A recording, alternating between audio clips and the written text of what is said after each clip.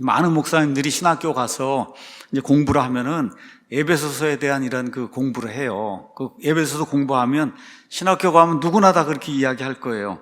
에베소서는 교회가 무엇인지를 가장 잘 보여주는 책이다. 이 6장 안에 교회가 무엇인가를 가장 잘 보여주고 있다. 이렇게 이제 신학교에서 이제 가르칩니다.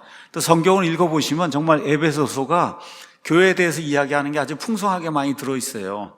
자, 우리가 이제 1장 시작을 해갖고 23절까지 이제 읽었는데 에베소서에 드디어 처음으로 교회라고 하는 말이 나와요. 몇 절에 나오냐? 22절에 나옵니다. 처음. 에베소서는 교회에 관한 책인데 지금 교회라고 하는 단어가 22절에 처음 나오는 거예요. 22절. 23절의 교회는 원래 교회라고 처울치라는 하는 단어로 쓰여 있지 않고 which, 관계대명사 which가 거기에 이제 기록이 되어 있는 거예요. 그러니까 1장에는 교회가 딱 한 번 나와요. 한 번 22절에만 나오는 거예요. 22절. 자, 그래서 이 교회가 무엇인가 하는 거를 여러분에게 잠시 이제 설명을 하도록 하겠습니다. 성경에 가서 교회 아니면 교회들 해서 church 아니면 churches라고 하는 단복수를 다 찾아보면 총 114회가 나옵니다. 114회. 이 가운데 단수로 교회라고 하는 이런 이 단어로 이제 나오는 건 77회입니다. 77회. 이렇게 돼서 교회라고 하는 말은 신약 성경에만 나와요. 구약 성경에는 없어요. 왜 없냐? 구약 성경에 교회가 없기 때문에 그래서 교회라고 하는 말이 안 나옵니다. 그래서 마태복음 16장 18절 거기 가서 보면 예수님께서 베드로에게 이제 말씀해 주신 그런 내용, 베드로의 고백을 듣고 16장 18절에 내가 또한 내게 이르노니 너는 베드로라. 이 반석 위에 내가 내 교회를 세우리니 지옥의 분들이 그것을 이기지 못한다. 그래서 I will build my church. 지금 있는 게 아니라 앞으로 세우겠다는 거예요. 예수님께서 그렇게 이제 말씀해 주시고 18장 17절에도 역시 미래 사건으로 해서 쉘이라고 하는 그런 단어를 이제 세워줍니다. 자, 그래서 그리스도의 내 교회, 내가 내 교회를 세운다. 내 교회. 그걸 우리가 신약교회라고 이제 이야기하고 있는 거예요. 신약교회. 구약 회중들의 모임이 아니고 앞으로 이제 시작이 된다. 그래서 저희는 사도행전 2장에 나오는 오순절 성령 강림 사건, 예수님 때 교회가 수태가 되고 그 다음에 밖으로 이렇게 출산이 되는 그런 일.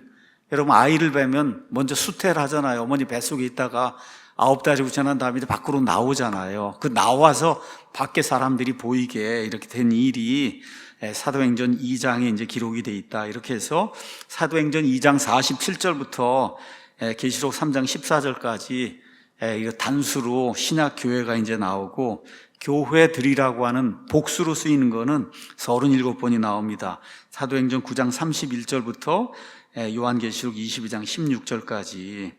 여러분이 많이 들어서 아시는 것처럼 교회라고 하는 말은 그리스 말 에클레시아라고 하는 그런 말에서 이제 나옵니다. 에클레시아는 어떤 특별한 목적으로 부르심을 받은 아니면 부름을 받은 사람들의 모임, 사람들을 교회라고 이야기하는 거예요. 그러니까 그렇게 부르심을 받으려면 어디에 속해 있었는데 거기에서 나와서 다른 데로 들어가야 되는 거예요. 어디에서 나와서 다른 데서 들어가야 돼. 영어로 얘기하면 out of, 어디에서 나와서 들어가니까 into가 돼야 되는 거예요. out of, into, 영어로 이야기하면. 그러니까 어디에서 나와야 되는 거예요.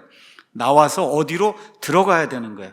이 들어간 사람들을 에클레시아다. 이제 그렇게 이야기를 하고 있는 겁니다. 예를 들어 요한일서 3장 14절 같으면은 사망에서 생명으로, 사망에서 나와서 생명으로 들어간 그런 사람들 에클레시아 그렇게 이야기하는 거예요. 또 성경적으로 얘기하면 어둠에서 나와서 빛으로 들어가는 거. 그 다음에 골로새서에 있는 표현에 따르면 마귀의 왕국에서 나와서 그리스도의 왕국으로 들어가는 거. 이런 사람들, 이 사람들을 에클레시아, 교회라고 이제 이야기하고 있습니다. 말씀드린 대로 구약 성경엔 교회라고 한 말이 안 나와요. 왜 안 나오냐? 구약 성경엔 교회가 없습니다. 예수님이 말씀하신 내 교회라고 하는 이런 말이 없어요. 그래서 사도행전 7장 38절에 가서 보면 광야에 있던 교회라고 하는 그런 말이 나옵니다. 이것도 에클레시아예요. 에클레시아. 근데 이 사람들은 어디에서 나와서 어디로 들어갔냐? 이집트에서 나와서 가나안으로 들어간 거예요. 이집트에서 나와서 가나안으로 부르심을 받아서 가나안으로 들어갔으니까 이 사람들도 그리스 말로는 에클레시아고, 에클레시아를 번역을 하면 교회예요. 그런데 여기 나와 있는 광야에 있는 교회는 예수님이 세우시게 했다 한 내 교회가 아니다. 신약교회가 아니에요. 신약교회가 아닌 거죠.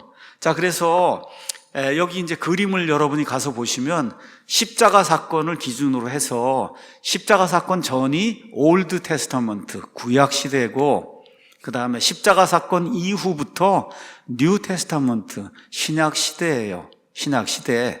자, 이렇게 돼서 십자가 사건 전까지는 이 세상의 사람이 두 부류밖에 없었어요. 하나는 이스라엘, 하나는 이방인.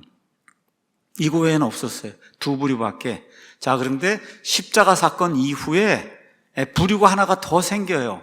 유대인이 있고 이방인이 있고 그 다음에 교회라고 하는 그런 부류가 하나 생겨요. 그래서 교회는 유대인이든 이방인이든 상관없이 예수 그리스도의 십자가의 보혈의 공로로 구원을 받은 이러한 그 사람들, 그래서 어둠에서 빛으로 들어간 사람들, 사망에서 생명으로 옮겨진 이런 사람들을 교회라고 부릅니다. 자, 그래서 이제 그 내용이 고린도전서에 있습니다. 고린도전서 내용을 잠깐 보도록 하겠습니다. 고린도전서 10장에 가서 보시면 이런 말씀이 이제 기록이 되어 있습니다. 제가 그냥 읽어보겠습니다. 사도 바울이 얘기하는 거예요. 유대인들에게나 이방인들에게나 하나님의 교회에나 걸려 넘어지게 하는 어떤 일도 하지 말라. 구약 시대에는 부류가 두 개밖에 없었어요. 유대인, 이방인밖에 없었는데 신약 시대에는 한 부류가 더 늘어나게 됐어요. 유대인이든 이방이든 상관없이 예수님의 십자가의 보혈, 그걸 믿는 믿음으로 구원받은 사람은 하나님의 교회다. 이렇게 해서 십자가 사건 전과 십자가 사건 후에 이렇게 교회라고 하는 것이 생겨나게 됐다.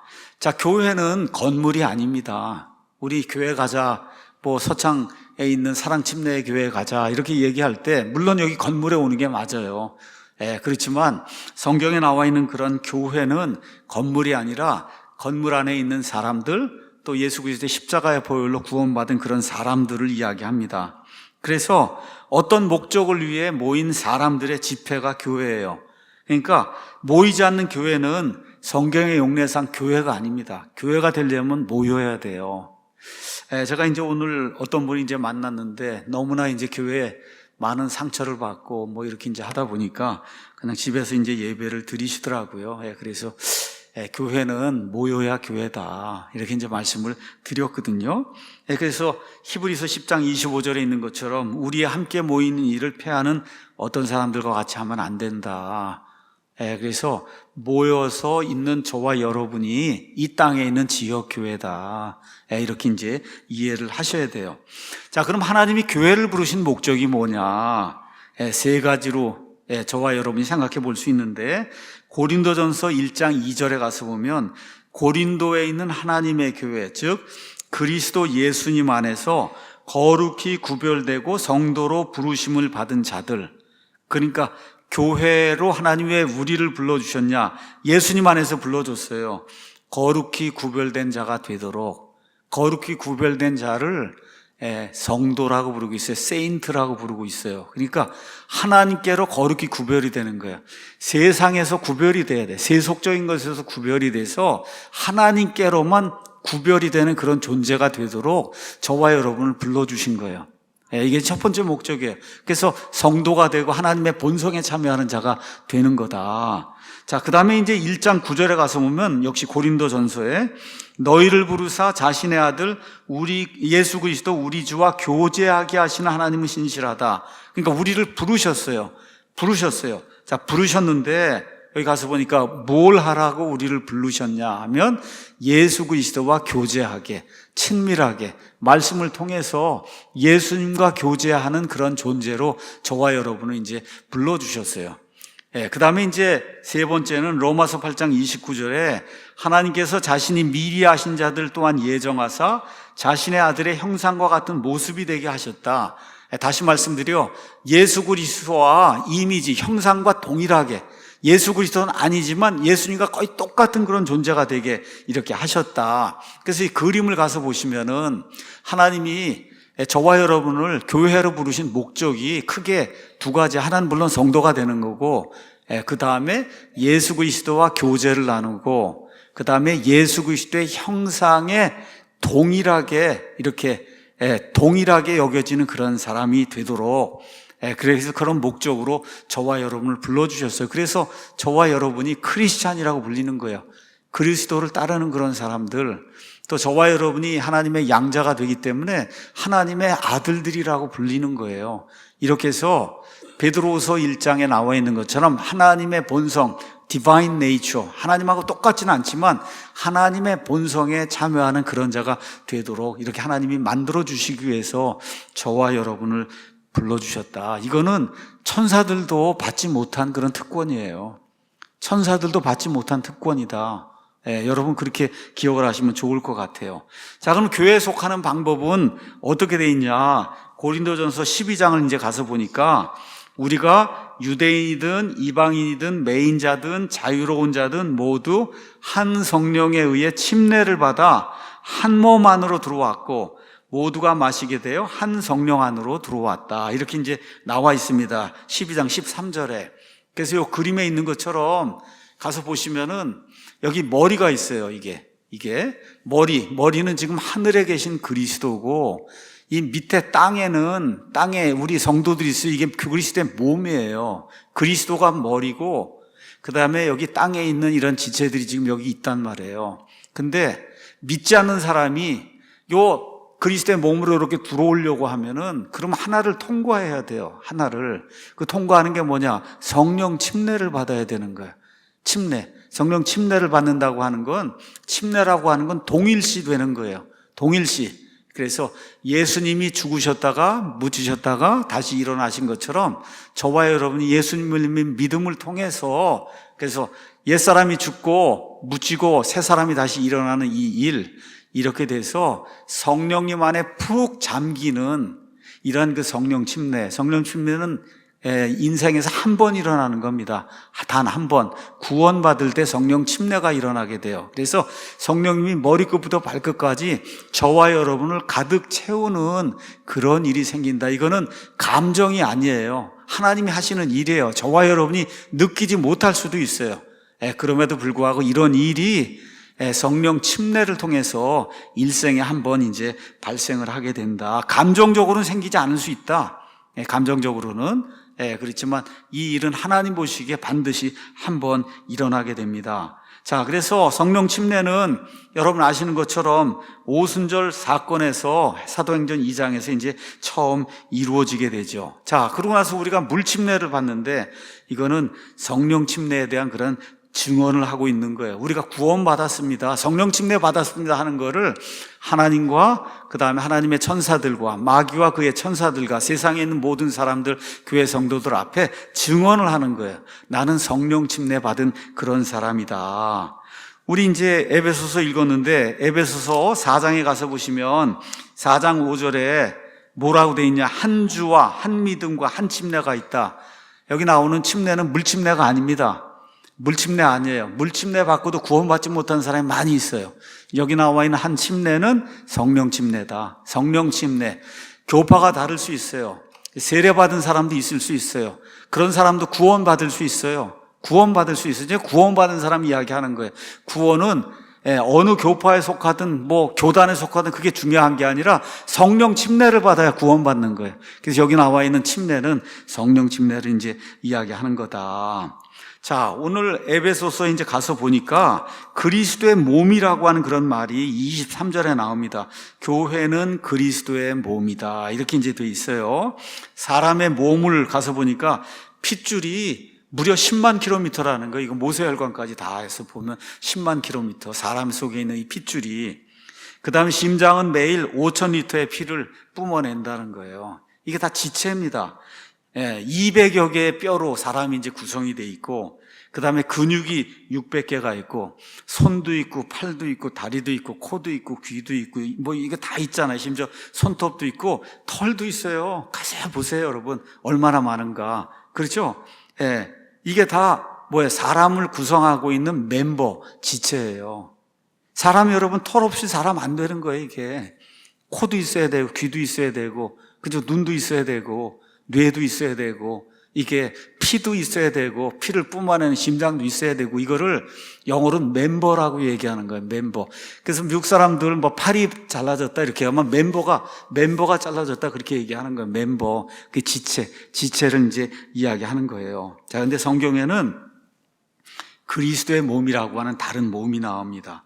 자, 에베소서 1장 22절 가서 보니까 모든 것을 그분의 발 아래 두시고 그분을 모든 것 위에 머리가 되게 하사 교회에 주셨다. 교회는 그분의 몸이니 곧 모든 것 안에서 모든 것을 충만하게 하시는 분의 충만이다.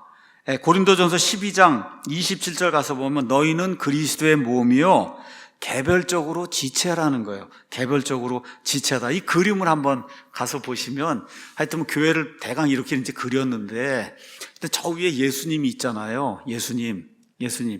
예. 보이죠? 그 다음에 여기 밑에 가면 이렇게 몸이 있잖아요. 몸. 여러분과 제가 저 몸의 일부라고요, 다. 몸의 일부예요.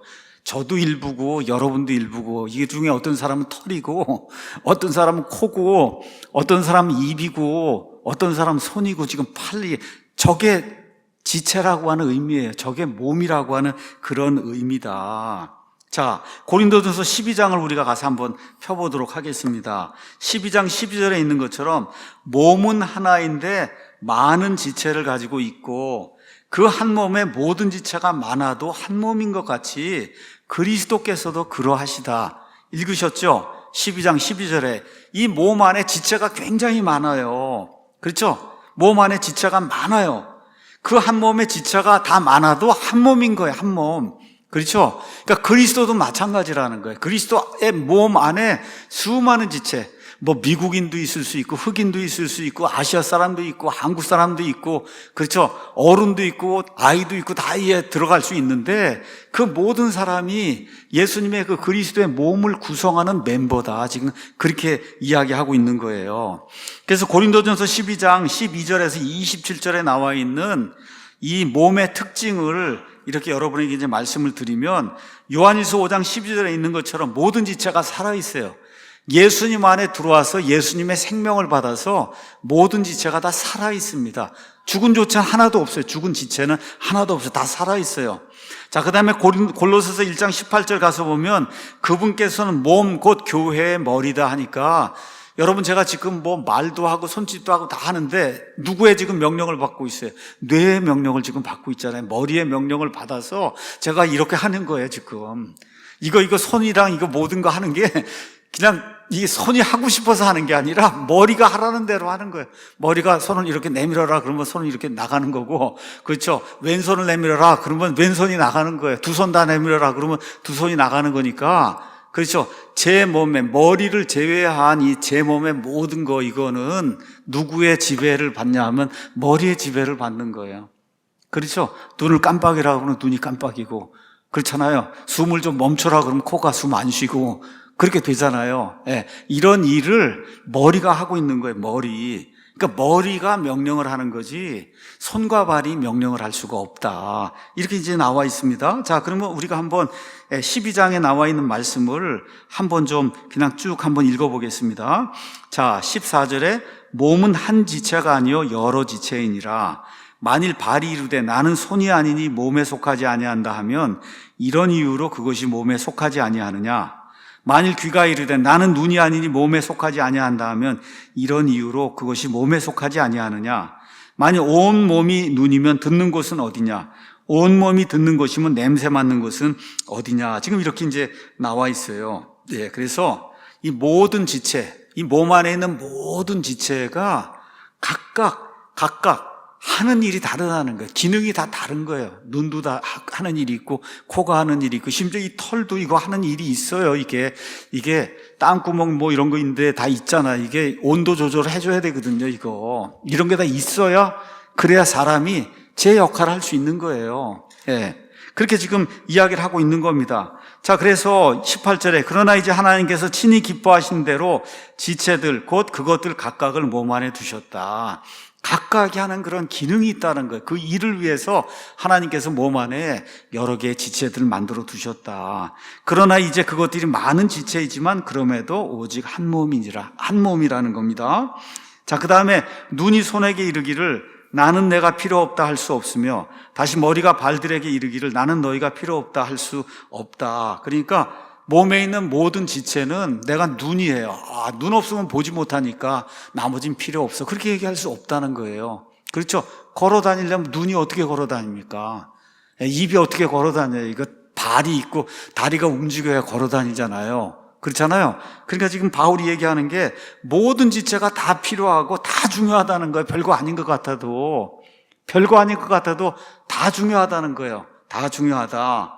자, 그 다음에 또 이제 이야기하는 내용이 그 다음에 나오는데 아니라 몸에서도 약하게 보이는 그 지체들이 더욱더 필요하며 몸에서 우리가 덜 귀한 것으로 여기는 그 지체들, 이것들에게 우리가 존귀함을 더 풍성히 주고 우리의 아름답지 못한 부분 아름답게 꾸밈을 더 풍성히 얻나니 이는 우리의 아름다운 부분들이 부족한 것이 없기 때문이라.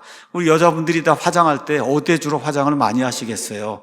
위크니스, 약한 데 있는데 거기다 뭘 해서 이렇게 위장을 하는 거잖아요, 이게.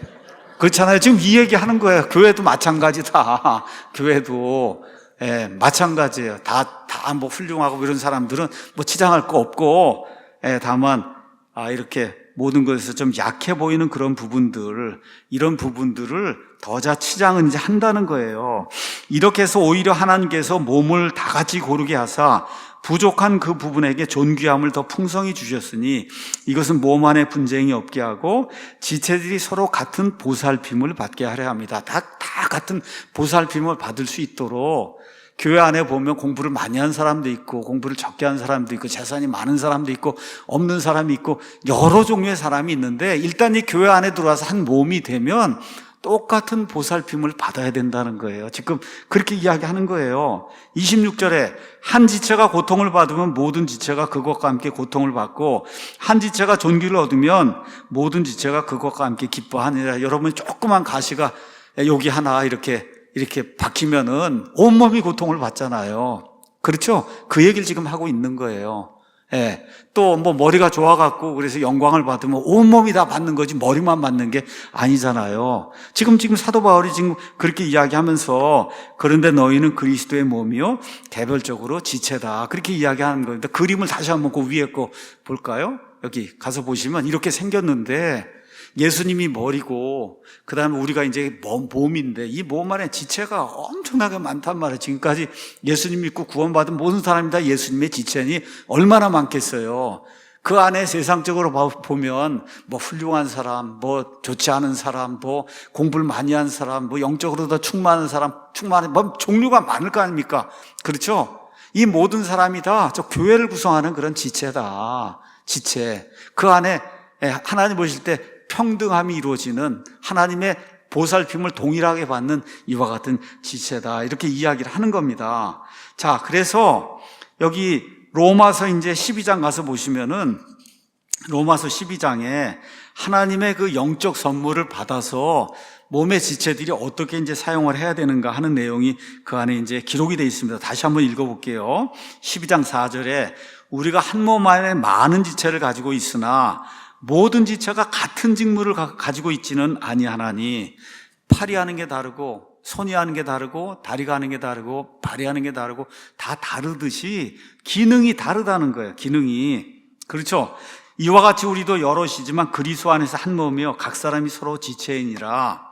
그러므로 우리에게 주어진 은혜에 따라 우리가 다른 선물들을 가지고 있으니 그러니까 교회 안에 있는 사람들이 맡아서 해야 될 일들이 다 다르다는 거예요. 다 다르다. 그래서 대원이면 우리가 믿음의 분량대로 대원하고 혹은 사역이라는 건 섬기는 거예요.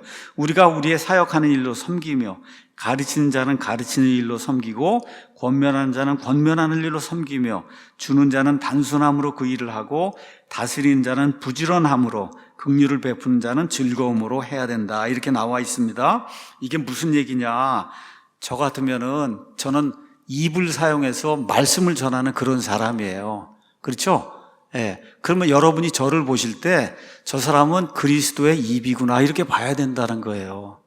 예수 그리스도의 입이구나. 여러분 아시겠죠? 또 어떤 사람이 열심히 청소도 하고 주차 봉사도 하고 뭐 뛰어다니고 손으로 발로 이렇게 하면 저 사람이 예수 그리스도의 발이고 저 사람이 예수 그리스도의 손이구나, 이렇게 봐야 된다는 거예요.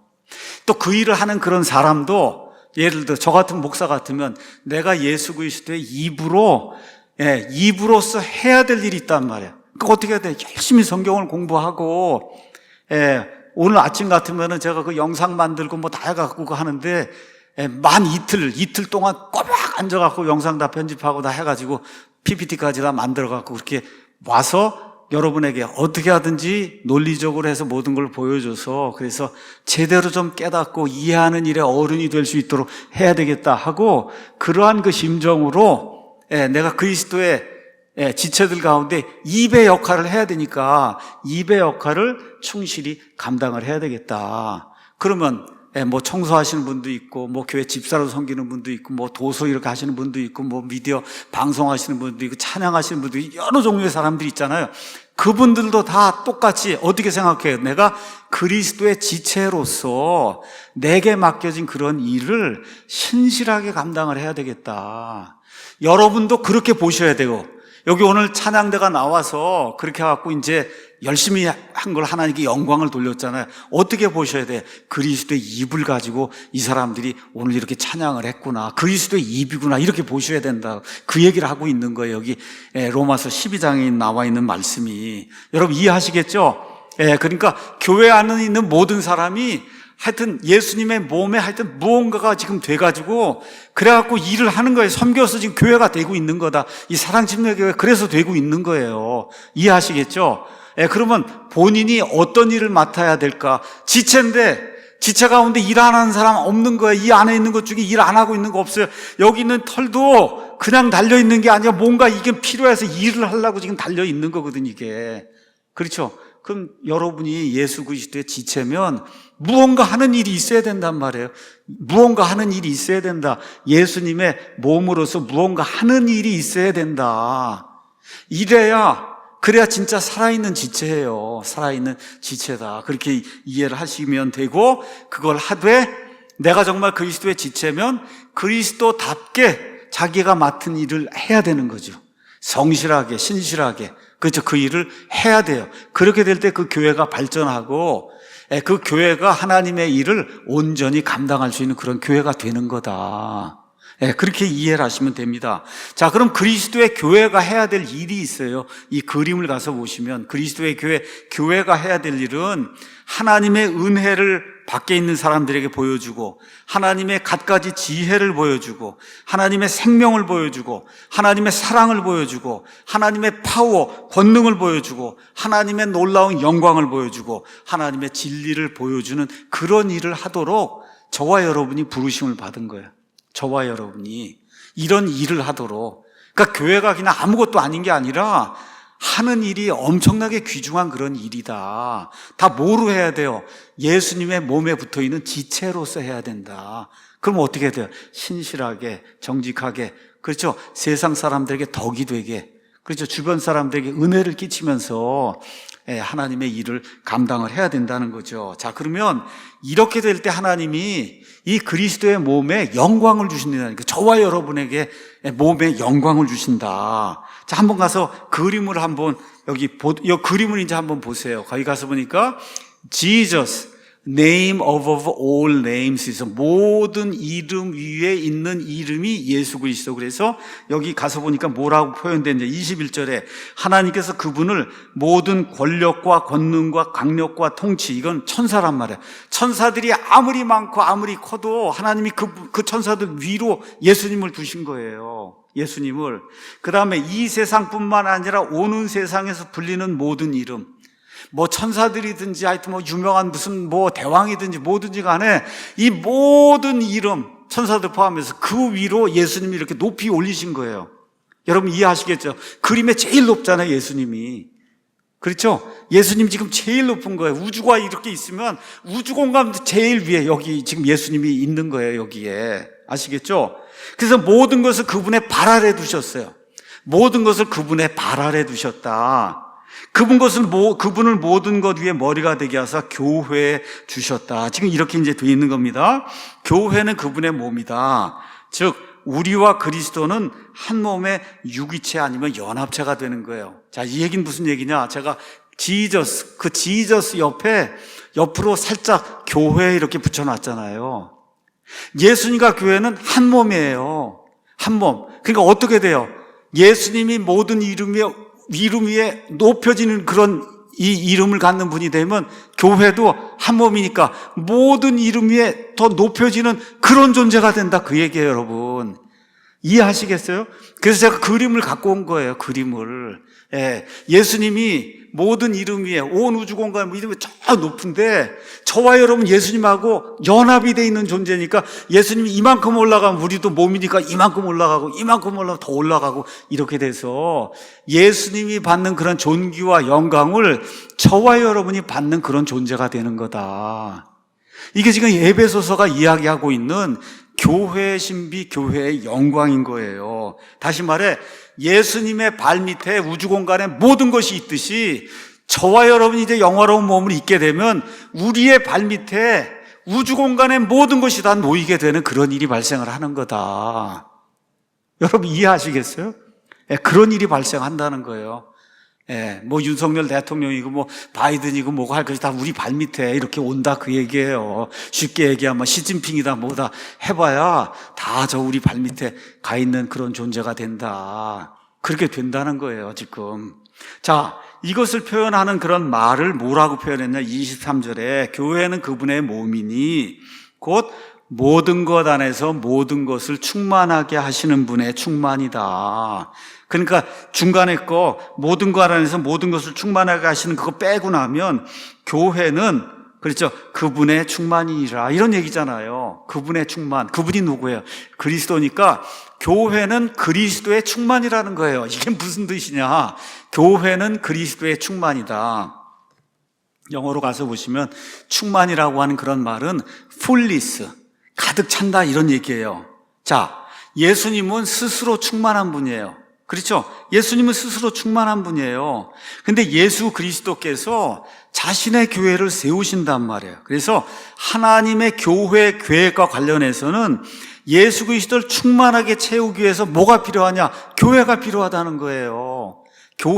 교회가 필요하다는 거예요. 교회가 있어야 된다는 거예요. 그 교회는 그리스도의 몸이고 동시에 또 교회는 그리스도의 신부죠. 맞습니까, 여러분? 그리스도의 신부잖아요. 그래서 남자와 여자가 결혼하게 될 때 그때 어떻게 돼? 완전하게 되고 충만하게 되는 그런 일이 생기는 거예요. 그래서 에베소 5장으로 가서 보시면 5장 30절에 이는 우리가 그분의 몸과 그분의 살과 그분의 뼈들에 속한 지체들이기 때문이다. 이 이야기를 하더니 갑자기 사도 바울이 이런 까닭으로 남자가 자기 아버지와 어머니를 떠나 자기 아내와 결합하여 그들둘이 한 육체가 될지니라. 자, 이게 창세기 처음에 일어나는 일이잖아요. 이걸 갑자기 사도 바울이 들고 나오더니 이게 남자와 여자의 결혼에 대한 게 아니라 그걸 통해서 하나님이 보여주시고자 하는 큰 미스테리가 있다. 그건 뭐예요? 이것은 큰 신비니라. 그런데 내가 남자와 여자가 결혼하는 것에서 얘기하지 않고 그리스도와 교회에 대해서 이야기한다. 그리스도와 교회에 대해서 이야기한다는 거예요. 다시 말해 우리 교회는 그리스도를 충만하게 하는 그런 존재라는 거예요. 그리스도를 충만하게 하는 존재. 그리스도가 뭐가 부족하기 때문에 우리가 채워준다는 얘기가 아니에요. 거기 가서 보면 모든 것 안에서 모든 것을 채우시는 분으로 돼 있잖아요. 우주 공간의 모든 것 다 하나님이 채워놓으시고 그리스도께서 채워놓으셔서 예수님은 본질적으로 누가 채워줄 필요가 없는 그런 분이에요. 그럼에도 불구하고 신랑이 있으면 뭐가 있어야 돼요? 신부가 있어야 그래야 완전함이 되고 충만함이 차는 거란 말이에요. 그런 의미에서 우리 교회가 예수님을 채워주는, 예수님을 충만하게 만들어주는 그런 존재가 된다는 거예요. 그렇죠? 그래서 하나님의 교회 계획상 신랑으로서 반드시 신부를 필요로 한다는 거예요. 이게 이렇게 되는 거를 그리스도의 충만이라고 표현한 거예요. 우리가 소유격으로 그리스도의 충만인데 이걸 원래 목적격으로 풀었으면 그래서 교회는 그분을 충만하게 하는 그런 존재라는 뜻이에요. 그분을 충만하게 어떻게? 신부로서. 그렇죠? 교회 모든 게 완성이 되는데 교회가 없으면 그러면 예수님이 내 교회를 세우겠다는 말이 그게 헛된 말이 되잖아요. 그 뭐가 있어야 돼요? 반드시 교회가 있어야, 그래야 예수님이 하신 그런 교회 이런 모든 계획이 완성이 되면서, 그래서 저와 여러분이 예수님의 교회 계획을 충만하게 채워준 그런 존재가 된다. 그런 차원에서 교회를 그리스도의 충만이라고 지금 표현하고 있다. 이해하시겠죠? 결론의 말씀 드리겠습니다. 우리는 다 연약한 존재예요. 다 연약해. 저를 비롯해서 다 연약한 존재. 고린도전서 1장, 2장 이런 데 가서 보면 이 세상에서 별 볼 일 없다고 이렇게 생각되는 사람이 다 지금 예수님 믿고 있어요. 연약한 존재예요. 그럼에도 불구하고 우리는 그리스도의 몸의 지체다. 몸의 지체예요. 이 지체들 가운데 좀 강한 지체도 있고 약한 지체도 있잖아요. 그래도 다 어때요? 똑같이 보살핌을 받는 그리스도의 몸의 지체다. 그럼 우리 옆에 사람들 한 번씩 이렇게 살펴보세요. 여기 살펴보면 다 누구예요? 지체예요. 지체. 이 지체라고 하는 말은 뭐냐 하면 하늘나라에서 영원히 같이 살 사람들이다. 그 뜻이에요. 옆에 있는 이 존재들이, 제가 이렇게 봤을 때 여기 있는 모든 분들이 구원받았으면 영원 무궁토록 같이 살 그런 존재들이라는 거예요.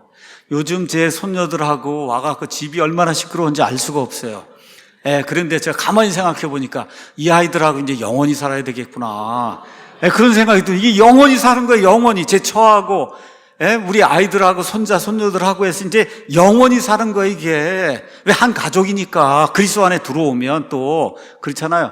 아, 이렇게 되는 걸 얘기하는 거구나. 이게 지체라는 거예요. 끊을래야 끊을 수 없는 거. 이게 지체란 말이에요. 그러니까 어떻게 여겨야 되겠어요, 여러분이? 옆에 있는 분들을 소중히 여겨야 된단 말이죠. 소중히. 이해하시겠죠? 소중히 여기에 대해 옆에 있는 분들 한 분 한 분을 소중하게 그렇게 여기셔야 된다. 아, 이거 지체 여기 있는데 이거를 얕보거나 이렇게 무시하면 안 되잖아요. 그렇죠? 다 소중히 여겨야 된다. 특별히 약한 지체들을 도와야 되는 거죠. 그래서 궁극적으로 우리는 예수 그리스도의 신부가 되는 거예요. 예수 그리스도는 모든 이름 위에 있는 그런 존재니까 저와 여러분도 예수님과 함께 모든 이름 위에 있는 그런 존재가 되는 거예요. 이런 것을 그리스도의 충만이다. 그렇게 지금 성경이 표현하고 있는 거예요. 그래서 우리는 그리스도의 충만이에요.